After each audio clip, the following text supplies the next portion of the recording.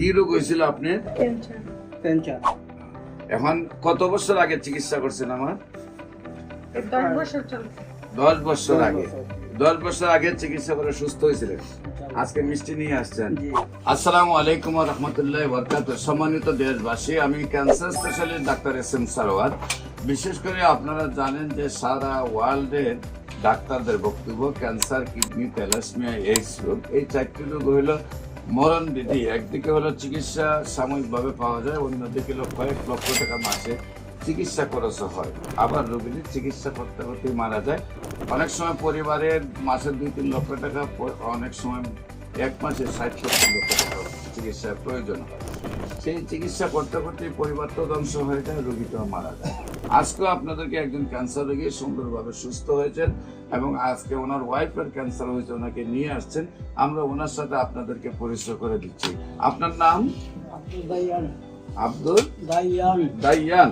আপনি তো আগে থাকতেন কোথায়? এখন শাহজাহানপুর ছিলাম আগে, এখন সোনারগাঁ। আগে থাকতেন ঢাকার শাহজাহানপুরে, আর এখন থাকেন হইলো সোনারগাঁ।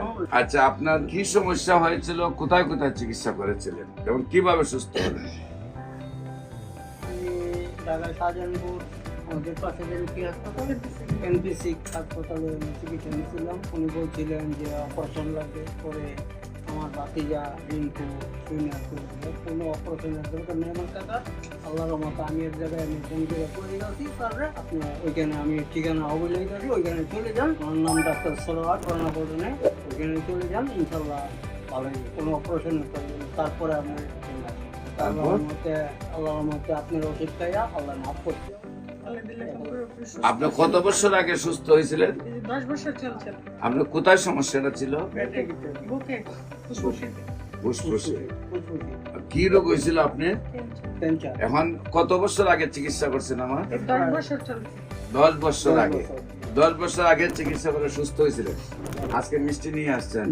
ওই মিষ্টি প্যাকেট তো হ্যাঁ, আগে তো আপনারা মিষ্টি খাওয়াইতে হইব, ঠিক না?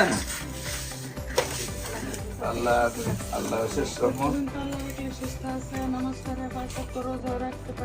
আমার হাতে একটা মিষ্টি খাওয়াই আপনাকে, ঠিক আছে?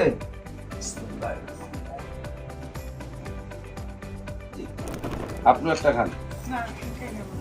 হ্যাঁ, আচ্ছা। আল্লাহ রহমতে আপনি সুন্দরভাবে সুস্থ হয়েছেন। এখন আবার আপনার ওয়াইফের ক্যান্সার হয়ে গেছে, কারণ আপনার ওয়াইফকে নিয়ে আসছেন। ইনশাআল্লাহ আল্লাহ রসের সামনে আমরা দোয়া করি আপনার ওয়াইফও যাতে সুন্দরভাবে সুস্থ হয়ে যায়। সম্মানিত দেশবাসী, আল্লাহর কি নিয়ামত বলতে হবে, কারণ অসুখ হওয়া আল্লাহ রাসূলের সুন্নত। ওনারও ক্যান্সার হয়েছিল, উনি সুস্থ হয়েছেন। আজকে ওনার ওয়াইফের ক্যান্সার হয়েছে, উনিও আল্লাহ রসের সামনে। আপনারা সবাই যদি দোয়া করেন, যারা আমাদের এই ভিডিওটা দেখছেন, আপনারা সবার কাছে আমরা দোয়া চাই, ওনার জন্য দোয়া করবেন, উনি যেন আল্লাহ রসের সামনে সুন্দরভাবে সুস্থ হয়েছে। বিশেষ করে আমি রোগী দেখি শনি, রবি, সোম সকাল 10টা থেকে বিকাল 5টা পর্যন্ত।